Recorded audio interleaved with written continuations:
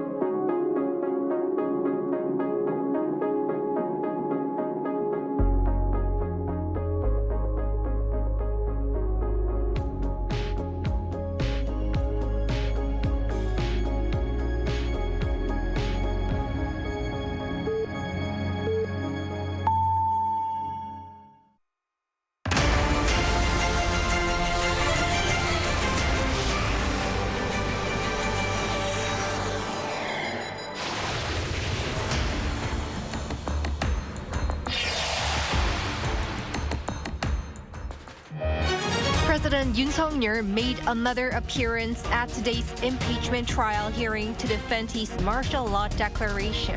And this time, also joining the session was former Defense Minister Kim Yong-hyun as a key witness.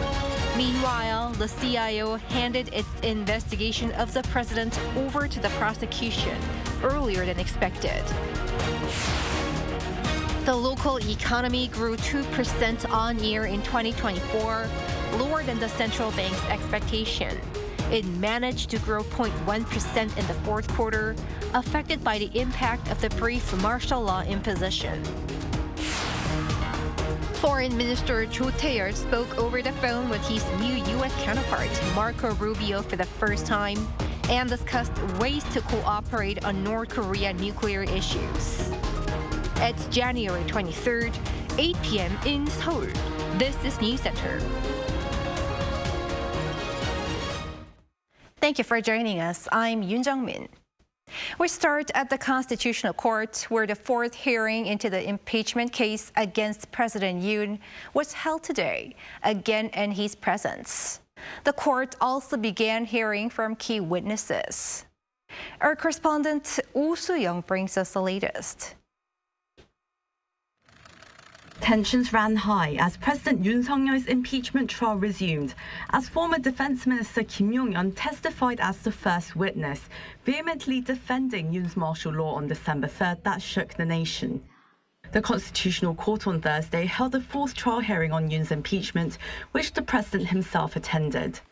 The first of 10 witnesses approved by the court, Kim is one of the key figures implicated in planning and executing the martial law. Considered Yoon's right-hand man, Kim initially said he'd take responsibility for the chaos that ensued. His loyalty appeared intact.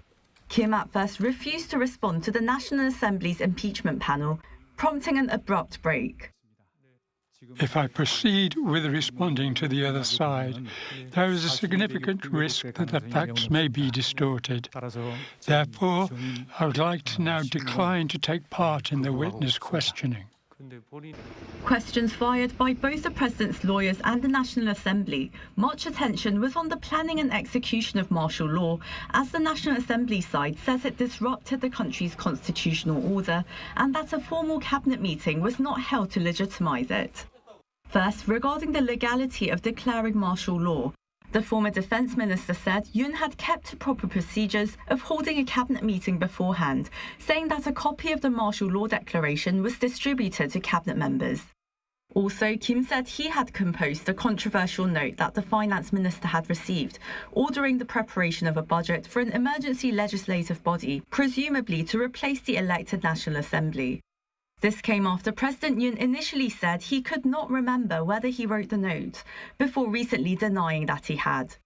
Questions also focused on the martial law proclamation, which included a ban on political activities, one of the Assembly's grounds for impeaching Yoon. Kim claimed he typed up the document, but couldn't answer which word processor he used. As the president himself questioned his former minister, Yoon appeared to emphasize that he'd considered the martial law proclamation unrealistic and ineffective. The president also stated that his martial law had not failed, but ended quicker than expected, as he had ordered soldiers to withdraw once the National Assembly voted to lift the order. Through his testimony, Kim appeared to reinforce Yoon's position that martial law was declared to uphold the constitutional order, prompted by the opposition-led parliament's efforts to impeach incumbent officials, and sought effective governance and budget execution. As the trial proceeds, the president plans to attend all future hearings scheduled till February 13th.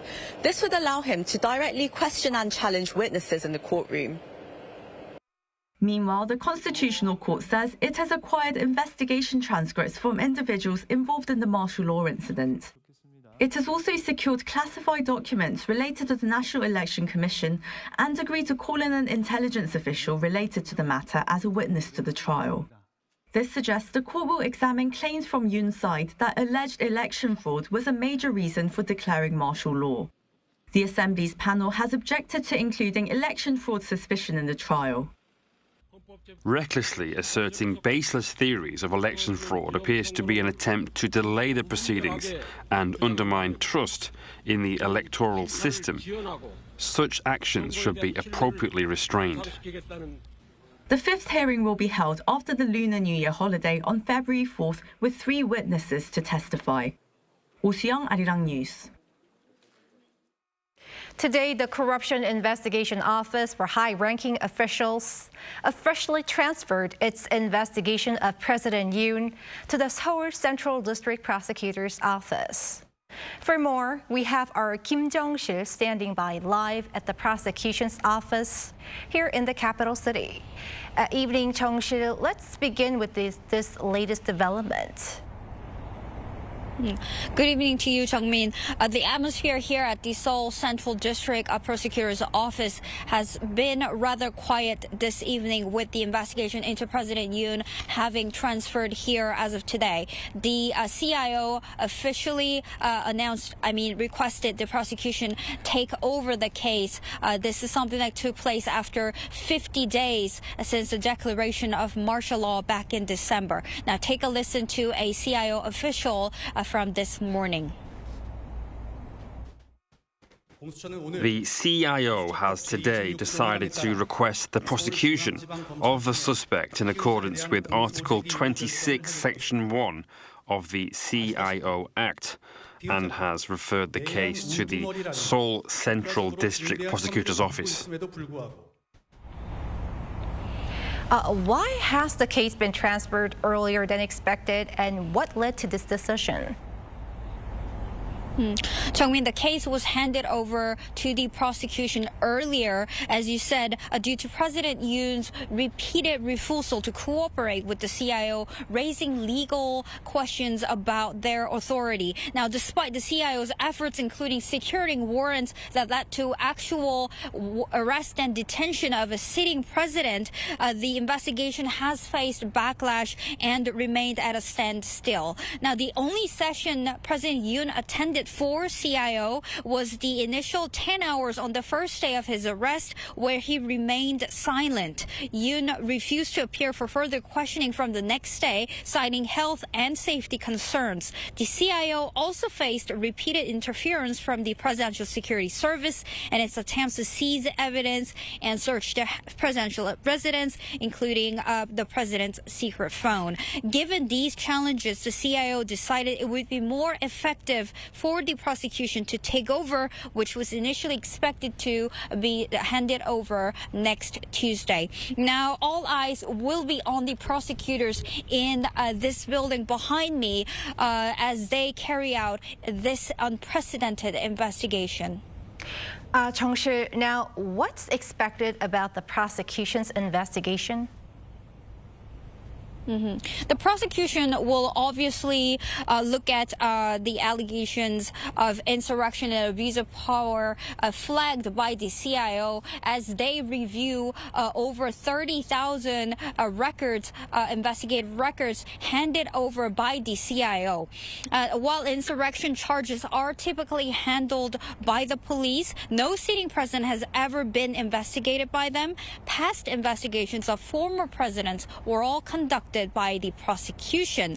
Legal experts note that while President Yoon's argument is technically valid, it does not prevent the prosecution or CIO from pursuing the case. Technically, it's true that the power to investigate crimes of insurrection has been given to the police, but the prosecution office retains the power to investigate any crimes that are related to crimes they are investigating. Now, the question is, will the president cooperate this time? Now, that remains uncertain, Jung-min. President Yoon, having served as a prosecutor general, knows the process almost better than anyone. So we'll just have to keep a close eye on how this thing develops. Now, that's all I have for this hour. Back to you. All right, Chong-shi, thank you for that coverage. That was our Kim Jong-sil reporting live from the prosecutor's office.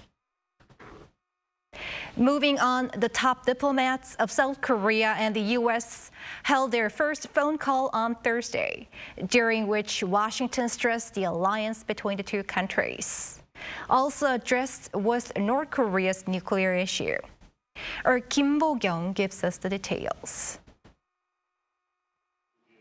South Korea and the U.S.'s top diplomats held their first phone talks on Thursday and agreed to maintain close cooperation based on their country's steadfast alliance. The talk between Foreign Minister Cho Tae-yeol and new U.S. Secretary of State Marco Rubio came after President Donald Trump was sworn in as the 47th president on Monday. Items discussed between the two included bilateral relations, the North Korea nuclear issue, and trilateral cooperation between Seoul, Washington, and Tokyo. Welcoming Rubio's inauguration, Cho said he hopes the Seoul-Washington alliance that has continued for over 70 years will further develop under the new Trump administration.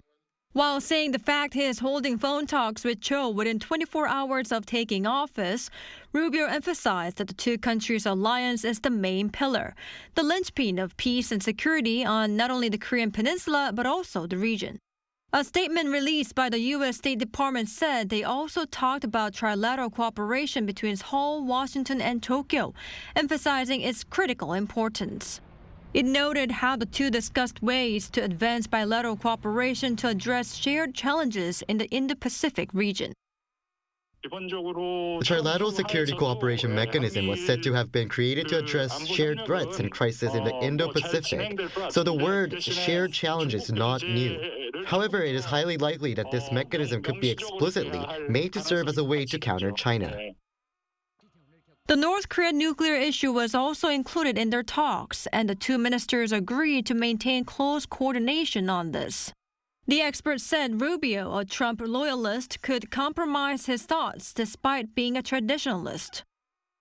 He holds the traditional Republican view on foreign affairs and security, putting importance on alliances and taking a principled approach to the North Korea issue. But as Rubio has become Trumpified, there's a chance he might compromise his own views. Meanwhile, after Cho stressed the importance of close communication between Seoul and Washington, Rubio agreed and invited him to the states to further discuss specific cooperative measures. Kim Bo-kyung, Arirang News. The South Korean economy marked a 2% annual growth last year, slightly below earlier projections. Lee Soo-jin reports. South Korea's economy only showed modest growth in 2024. That's according to data from the Bank of Korea released on Thursday, which shows that the country's gross domestic product, a key indicator of economic growth, grew 2% on year in 2024. This was lower than both the central bank's November forecast of 2.2% and the government's forecast of 2.1%. After our November forecast, political uncertainty in the country grew, and economic sentiment weakened, which then impacted private consumption. Construction investment also remained sluggish as orders remained weak. In 2024, private consumption rose 1.1%, which was lower than the 1.8% increase of the year before, while construction investment entered into negative territory. But as exports saw a sharp rise, jumping to 6.9% from 3.9% in 2023, leading economic growth, while modest, to be higher than that of last year's 1.4% on solid exports, a rise after 3 straight years of decline. As for the fourth quarter, economic growth expanded only 0.1% on quarter and was also lower than the central bank's forecast. The central bank mainly attributed this to small growth in private and public spending, as well as negative growth in construction investment. This follows an on-quarter increase of 1.3% in the first quarter, negative growth of 0.2% in the second, and 0.1% in the third quarter. With last year's economic growth hovering below forecast, there are rising concerns about South Korea's economic growth this year, fueled by factors such as U.S. President Donald Trump's tariffs. Korean economy has been dependent upon the international trade and export to the United States. Multinational enterprise has promised to build a factory in the United States to avoid the tariff, but as long as they make use of some parts produced in China and other countries, they are still subject to the tariff. The Bank of Korea Monday lowered this year's GDP growth forecast to as low as 1.6% and the government to 1.8% in its 2025 economic policy plans released early this month. Lee Soo-jin, Arirang News. On the corporate front, SK hynix staged a stellar performance last year on the back of strong demand for AI memory. Ian, he has more. SK hynix, the world's second-largest memory chip maker, has announced that it recorded its highest-ever revenue and operating profit in 2024, driven by the strong demand for high-bandwidth memory. The company said Thursday that its revenue surpassed 66 trillion Korean won, or around $46 billion, marking a 102% increase compared to the previous year. Operating profit turned positive, soaring to just over $16 billion. Last year's fourth quarter also saw a record-high operating profit of over $6 billion. SK hynix reported record revenue surpassing 2022 by over $14 billion, and its operating profit exceeded the 2018 peak. One expert says the first half of this year is expected to be very promising, noting Trump's AI initiative. Given the new launch of Trump government, semiconductor industry in general and HBM in particular, there are a lot of good materials to push SK hynix stock price at the moment. So it is quite positive in the short-term basis. Meanwhile, LG Electronics achieved record high revenue in 2024, reaching approximately $61 billion, a 6.6% increase compared to the previous year. This growth was driven by strong performance in its core home appliance business and expanding automotive electronics sector, which has seen 9 years of consecutive growth. This marks the company's highest revenue in 2 years. However, both annual and quarterly operating profit declined, attributed to slower recovery in global consumer electronics demand and rising logistics costs. The company experienced an earnings shock in Q4, with operating profit halving and falling more than 56% year-on-year to over $93 million. On the same day, Hyundai Motor also released last year's revenue data, reporting over 175 trillion Korean won, or more than $121 billion, which is up 7.7% on year, but operating profit declined 5.9% to around $9.7. Hyundai Motor's revenue for the fourth quarter of 2024 rose nearly 12% compared to the same period last year, driven by strong sales of high-value models, including hybrid and Genesis vehicles, which boosted the average selling price. However, Q4 operating profit fell 17% to almost $2 billion, impacted by higher incentives, external uncertainties, and a sharp rise in exchange rates. A Hyundai official stated that despite these challenges, the company continues to grow, supported by strong North American sales and increasing hybrid model sales. 이은희, Arirang News. During the upcoming Lunar New Year holidays, or 설날, around 16,000 hospitals and clinics will provide services, with nearly 3,000 being open on Lunar New Year's Day, which is January 29th. The Health Ministry stated on Thursday that more hospitals will be in operation than last year's Chuseok and Seollal holidays, the latter of which came before the country's prolonged medical standoff between doctors and the government.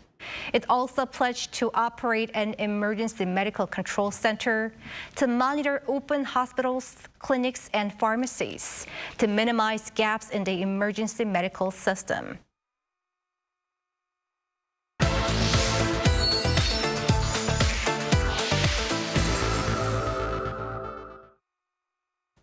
Samsung Electronics Unpacked conference took place on Wednesday local time in San Jose, California. There, the tech giant unveiled its latest flagship smartphones, the Galaxy S25 series, with AI taking center stage. For a closer look, our business correspondent Moon Hae-ryun joins us here. Hae-ryun, tell us more about what is new. Well, Tongmin, I went to take a look for myself at the new smartphones in Gangnam today, so here's what I saw.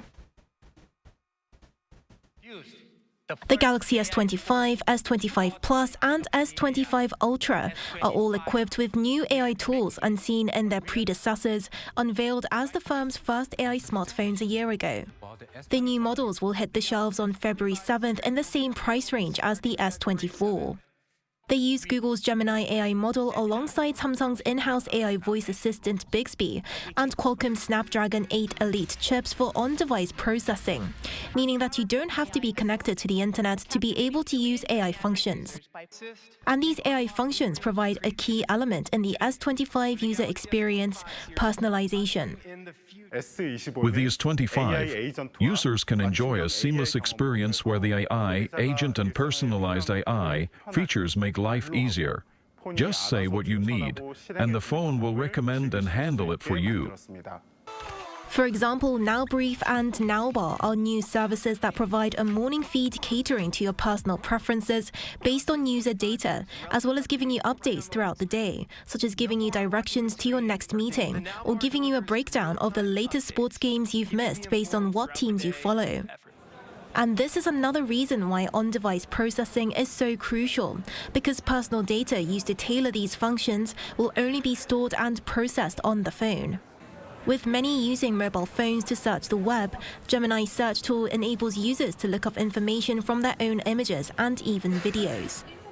While the new AI features are the main focal point of the new phones, the hardware also boasts some upgrades. The new Ultra line has a 50-megapixel sensor on its ultra-wide rear camera in contrast to the S24's 12 megapixels for better quality images and videos, and also features a new, hardier screen. The series overall has rounded corners with a reduced bezel for bigger display, and there's an even thinner model to come called the Galaxy S25 Edge. This model was briefly previewed at the end of the Unpacked event, setting up competition in the skinny smartphone market, with Apple's ultra-thin model expected to come later this year. Hae-yeon, are there any other new reveals from Samsung alongside their new phones? Well, there's actually a new monthly subscription service that they're planning to launch called the new Galaxy Club. So subscribers can choose between a 12-month or 24-month plan and effectively purchase the latest Galaxy smartphone at half the upfront cost. Last month, Samsung entered the appliance subscription market with its AI products by introducing the AI Subscription Club service.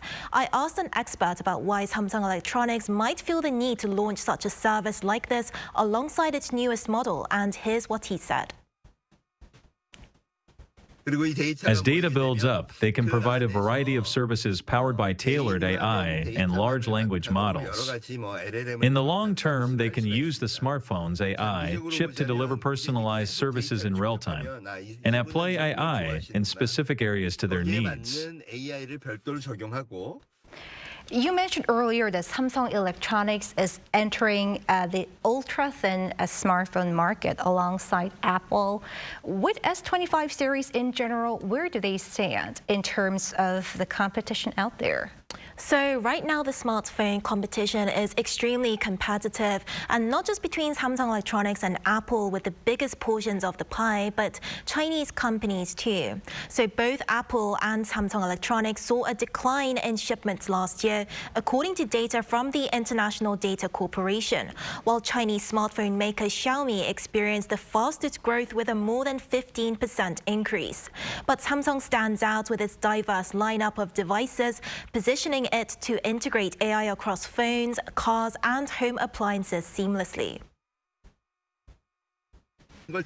This is the only company in the world that has it all. Looking ahead to the AI era, if collaboration across the board becomes the norm and personalized AI services based on data become a part of everyday life, I think Samsung is in an incredibly strong position. Right, Hae-yeon, thanks for hearing your report today. Thank you for having me.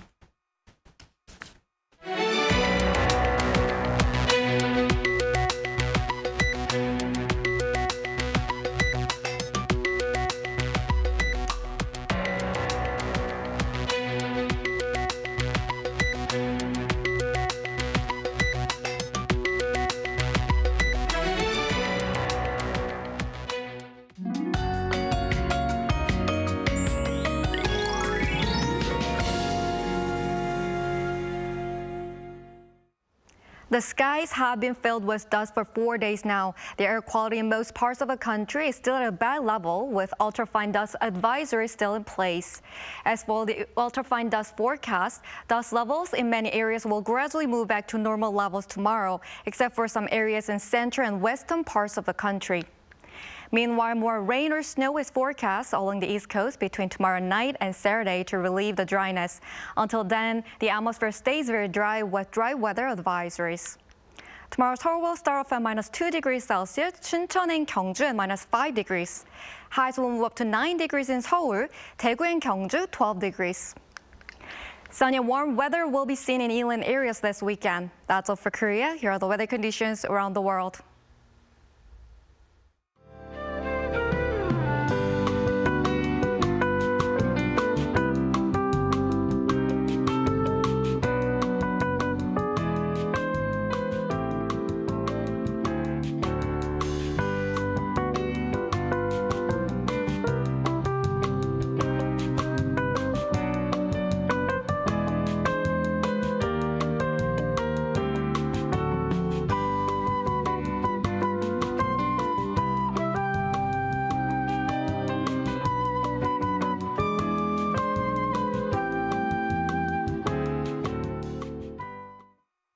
That is Newscenter for tonight. Thank you for watching.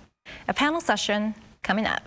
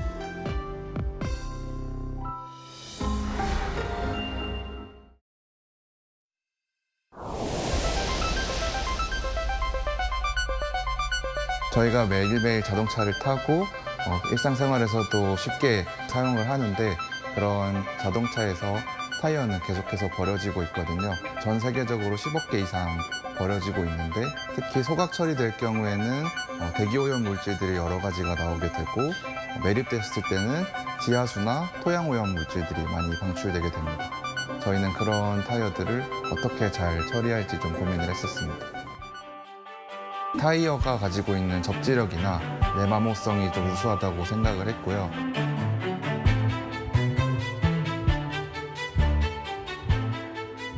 저희는 타이어 하나로 신발을 3.5켤레 정도를 만들 수가 있어요. 그렇게 됐을 때 저희의 신발 한 켤레는 타이어에서 발생되는 탄소를 8.9kg 정도 저감할 수 있는 그런 효과가 있습니다. 이 일을 시작하기 전에는 타이어가 그렇게 많이 버려지는지도 몰랐고 그리고 버려진 타이어들이 환경 파괴적으로 처분되는 것도 사실은 잘은 몰랐어요. 점점 더 적체가 되고 있거든요, 타이어들이. 시간이 지나면 지날수록 더 큰 문제가 될 것 같다는 생각에 지금 일을 하고 있습니다. 타이어마다 모양이나 패턴이 굉장히 많이 다양한데 내가 가지고 있는 신발이 다른 신발들과 모양이 다를 수 있다는 점, 그런 점도 그 재미 요소로 좀 다가가고 있습니다.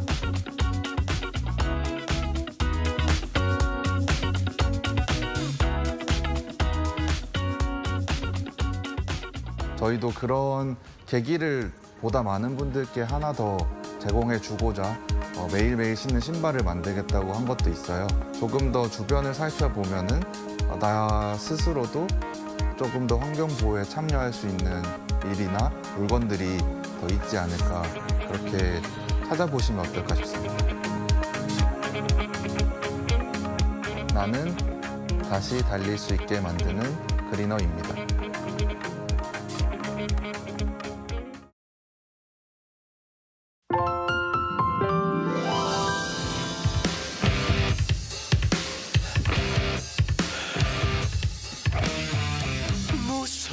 도망치고 싶다.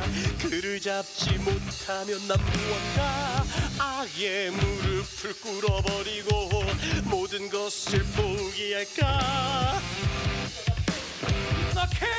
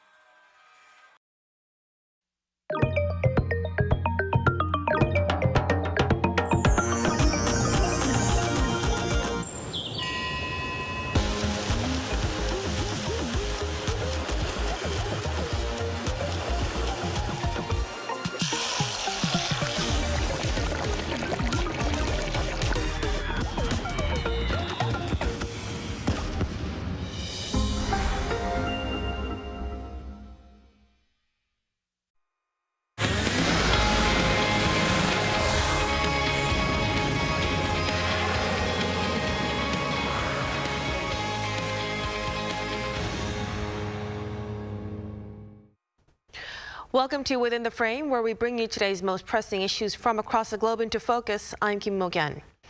U.S. President Donald Trump is moving forward with his tariff agenda. He announced plans to impose a 10% tariff on Chinese goods starting February 1st, citing China's role in fentanyl trafficking to Mexico and Canada. Now, this follows his earlier decision to impose a 25% tariff on imports from Mexico and Canada, also effective February 1st, as part of his broader efforts to combat drug flows and illegal border crossings. While Trump has delayed announcing broader universal tariffs, economies around the world are keeping close tabs as the measure expected to have a wide-ranging impacts on global trade, including potential effects on domestic businesses. For more on the impact of Trump's economic policies, we invite Hwa-Gyun Kim, professor of banking and finance at Texas A&M University Mays Business School. Welcome, Professor. Thank you very much for the invite. And also joining us is Oh Jun-seok, Dean of College and Economics at Business at Sookmyung Women's University. Great to have you with us again, Professor. Thank you for having me. So let's start with Professor Kim. So although President Trump stated he would sign an executive order on universal tariffs on his first day, there was no mention of the specifics in his inauguration speech. What do you think is the reason behind this? Historically, inaugural speeches tend to be broad and thematic, often focusing on national values and overall direction of the administration. So it is rare for any president to use this type of inauguration speech to deliver detailed plans.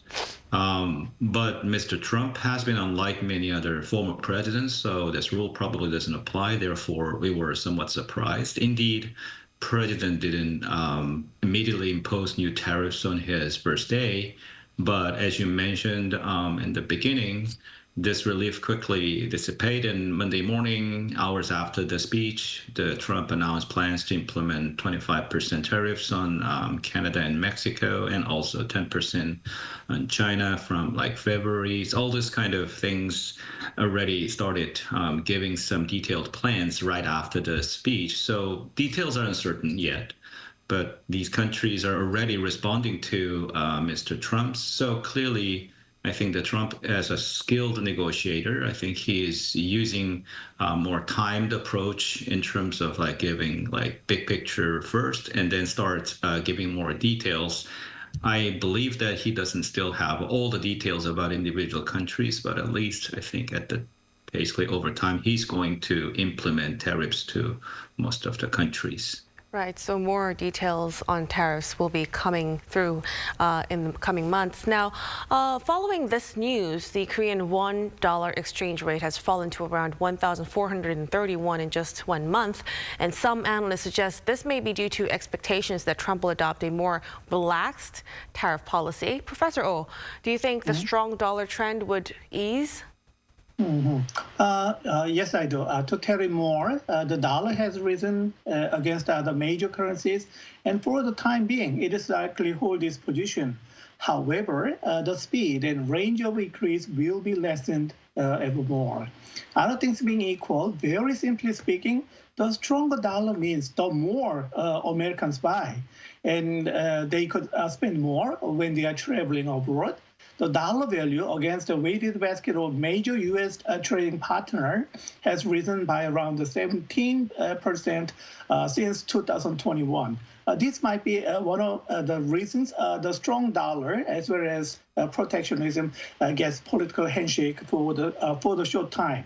It is true, American economy has been on a tear, successfully resilient after COVID-19. But can it last? It's a different story. Prudent fiscal policies and less foreign debt has helped to insulate most trading countries from the effect of strong dollar. When it keeps rising, though, trade partners of commodity importers and then emerging markets have a lot more to worry about. It might be expected further major trade partners will make a consecutive transition of their business weight from the United States to European markets and alternative trade partners. To handle these risks, the U.S. take a dollar-positive policy for global investors, such as a domestic tax cut and widespread tariff imposition. Anyway, the global economy try hard to be better positioned to handle the U.S. trade isolationism. This may accelerate the shift in trade and investment focus from politics to economic fundamentals from the U.S. To European countries. So even though Trump has postponed this universal tariff policy for now, saying it's not ready, but if he does proceed with it, when do you think it will happen? And what kind of impact would this have on South Korean companies, Professor Oh? It will unfortunately eventually happen because it was a campaign promise of President Trump. When he was a candidate, President Trump called for universal tariff, as Professor Kim commented about it. Many economists warn that such plans could cause price shocks starting from the necessity goods, and many Republicans in Congress might have criticized them. The economy expert could add comment that the wage increase resulting from high tariff can accelerate the inflation. Anti-immigration policy could stimulate the price of import goods and services in the United States, at the same time chipping away at workers' real income. This may be very difficult to reconcile with promises of low interest rate. Instead of one-shot imposing tariff, economic analysis would be needed by region, by industry, and by countries, which means it takes time. In this respect, President Trump needs time to dilute the political burden and economic effects of universal tariff introduction. When this factor is considered, then it is expected to take steps of initializing specific universal tariff system from the second half of this year. When it is ready and materialized, then President Trump's America First and protectionist policies will be a perfect storm of rippling diplomatic tension with major trade partners and so on, like that. We have to prepare for that. Right. So he's in the process of, thinking about the pros and cons actually about his decisions. But even though he has postponed the universal tariffs, he started to specify tariff pressures on Mexico, China, and Canada, like we've mentioned, 25% on Canada and Mexico and 10% on China from February. Professor Kim, what is the background behind this? And do you think this could be a card for renegotiating the U.S.-Mexico-Canada agreement? Yes, I think so. It is basically much about increasing the U.S. leverage in trade and also the non-economic issues, such as the border controls and stuff like that. So it has the dual purpose. But as you mentioned clearly, this is about to bring Canada and Mexico to the table and keep pressuring both nations into renegotiating this USMCA, the U.S.-Mexico-Canada agreement, ahead of its scheduled 2026 review. So it's actually supposed to happen next year, but I think clearly the Trump administration wants to preemptively move. And of course, the economic part about this is more about to revise these automotive rules within the trade pact to encourage car manufacturing to reshoring, the return to the U.S., and this also has impacts on South Korean car makers. So this prompted automakers to explore ways to satisfy this new administration's demands without disrupting the North American supply chain. And clearly already adjusting to uncertainty and scaling back hiring, investment, as Professor Mo mentioned. I think those kind of things are already happening, and probably it's going to exacerbate economic disruptions and potentially inflation. And also I think this is about to make this the revenue source actually somewhat diversified, as he overtly mentioned. So clearly it is going to happen, and basically for renegotiation, this kind of the preemptive movement always helps, and this is typical the Mr. Trump's style of renegotiation. Right. So Professor Kim kind of touched upon South Korean car makers as he went on. Many South Korean companies have entered Mexico and Canada as key gateways to the North American market. So if the U.S. imposes the 25% tariff as planned, what kind of impact would it have on South Korean companies, Professor Oh? We have to pay attention to the trade tension between China and the U.S. first. China might be, it is very likely to take a trade deflection strategy. is a round-tripping trade to avoid the rule of origin. It might be a situation that there are two options when you take a flight directly from Beijing to New York, and then the other one is make a transit in the middle of, for example, the Incheon airport like that. So instead of direct trade from China to the U.S., Chinese product will export to Korea first, or to Canada and Mexico first, and make a transit trade from Korea, Canada, and Mexico to the United States. This is why Chinese investors had made already foreign direct investment into Korea, Canada, and Mexico. Korea also had also made FDI into Canada and Mexico. As a result, the U.S. will build a trade barrier higher and make rule of origin rule much more complex. Finally, Korea lies on the fault line of the U.S.-China tension. In the head-to-head conflicts, there will be a risk for Korea to become something like a sitting dog in the geopolitical situation. So one of the most important strategies Korean companies must lay out is a suggestion and participation of a comprehensive high-tech policy partnership, including unparalleled cooperation with capable allies. Year 2025 is very important. This is the 75th anniversary of the Security and Defense Alliance between the United States and Korea. And then Korea is ready for this kind of anniversary. Especially Korean companies prepare for making strategic alliance of establishing the international technology standard in the secondary battery and EV sectors more than anything else. This is a very good chance for Korea. Now, what about for China? Trump has stated that he is considering a 10% tariff in China starting February. But during his election campaign, he's been, pledging to impose tariffs of up to 60% on Chinese products. Professor Kim, how do you foresee the future of U.S.-China tariff war? I mean, at this stage, it's a bit uncertain, as always, for the case of this type of issue, especially with the new administration.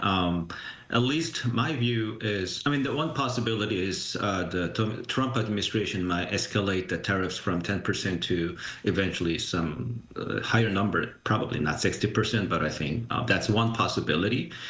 Otherwise, this much lower tariff is more like, to me, it's more like a sales tax type of thing. So if we remember his inaugural speech, he mentioned specifically this new agency called External Revenue Service in comparison with Internal Revenue Service.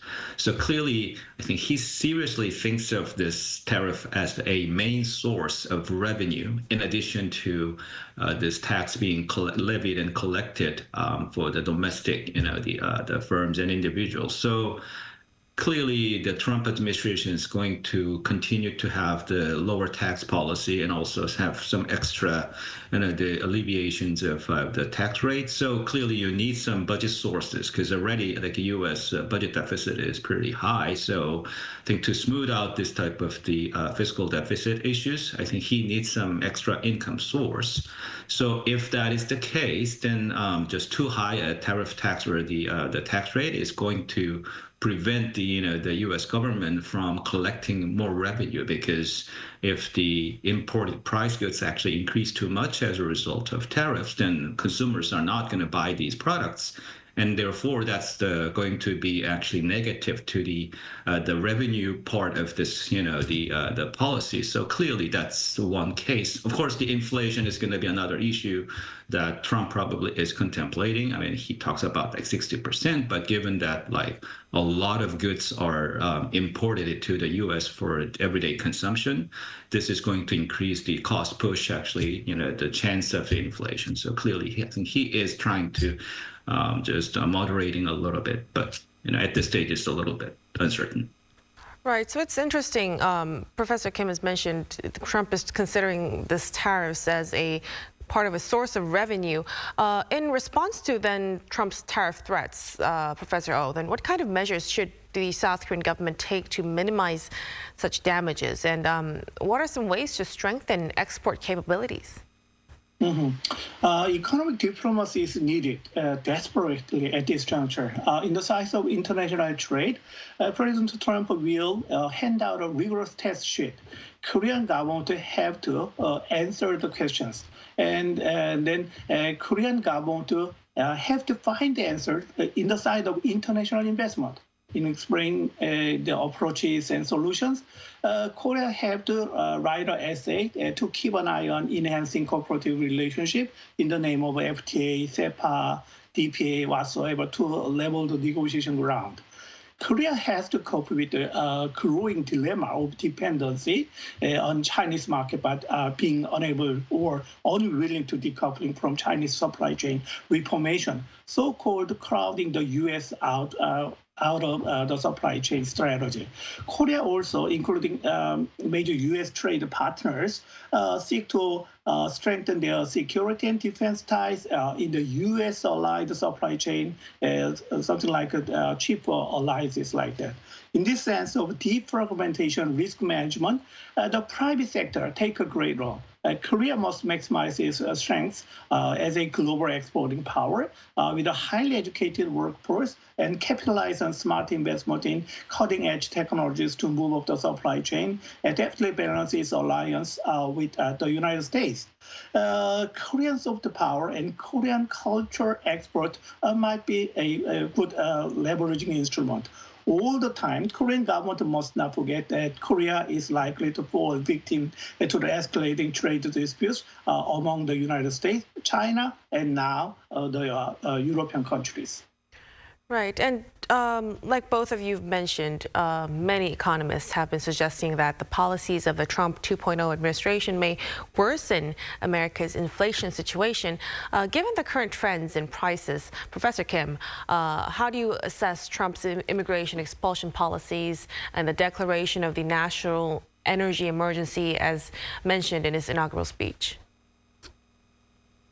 I don't know that much about the long-term effect at this stage, because in the long run, if the Trump administration is trying to make the legal barriers for the immigration somewhat weakened, as argued by some of the his side, such as Elon Musk and others, are actually talking about making the H-1 visas actually more accessible so that they can import high-level human capital better because they need this type of things. But economic growth comes also from the other industries such as agriculture, construction, service, and these kind of more basic stuff. And for this, I think the cheap labor or very it's unskilled but still cheap labor from the nearby countries have been very important, one or the other. So I think this type of expelling significant portions of the workforce is going to have very, the negative impacts on the labor cost. So it's going to increase this, and also still constant, in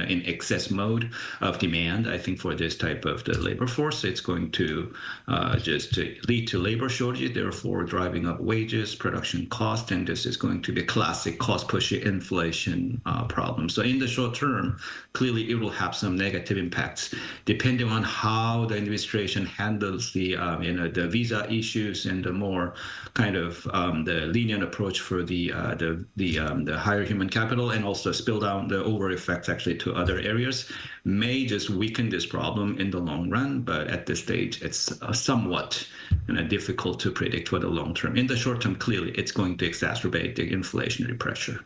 Right, so we'll really have to see. Let's also touch upon the interest rate before we go. There's speculation that the Fed may keep the key interest rate unchanged until the end of the year due to the new administration in the U.S. Professor Oh, what do you expect for the outcome to be in an upcoming FOMC?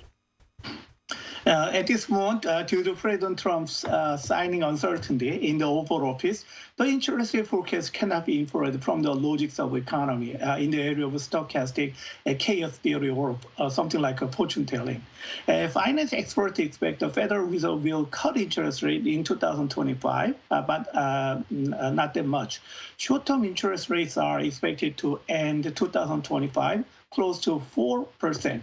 This forecast assumes that the U.S. economy economy continues to grow, and the unemployment remains very, very stable, slightly above 4%, and the inflation as 2025 close to 2.5%. If the economy performs differently than these expectations, then the interest rate overall will evolve and vary too. And markets see almost not that much chance that policymakers will cut their key interest rate. However, Fed Chairman Jerome Powell's news conference will shape expectation for the subsequent Fed meeting in March, and then the market wait for his comments. Mm-hmm. Now, let's also touch upon Bitcoin situation. There's no mention of cryptocurrency-related policies in Trump's inauguration, but he's been mentioning about it since his campaign. Professor Kim, what's your outlook on Bitcoin and during the Trump 2.0 era? It's going to be a bumpy ride, but basically the price of the Bitcoin goes up a lot if there are more potential buyers actually waiting. And because of this big anticipation about the Trump's positive, wordings about the Bitcoin and other crypto, I think the price has been going up in a very significant level. So depending on how the Trump's, wordings about well, we should keep buying some of these and we should be the leader country, blah, blah, blah type of things. If it keeps getting generated, then I think, we will see the huge, also another 20-30% increase. Otherwise, we will actually see kind of the sideways movements around 100,000, between 90K and 100K. And that's actually what I expect for the time being. Right, because it came up a little rapidly in the past few weeks. Right. All right. I'm afraid we'll have to leave up our discussion right here. Many thanks again for your insights, Professor Kim and Professor Oh. Please, mine. Now, that'll be all from us on Within the Frame. Be sure to tune in next time as we continue to explore the stories that matter. Until then, stay informed and engaged.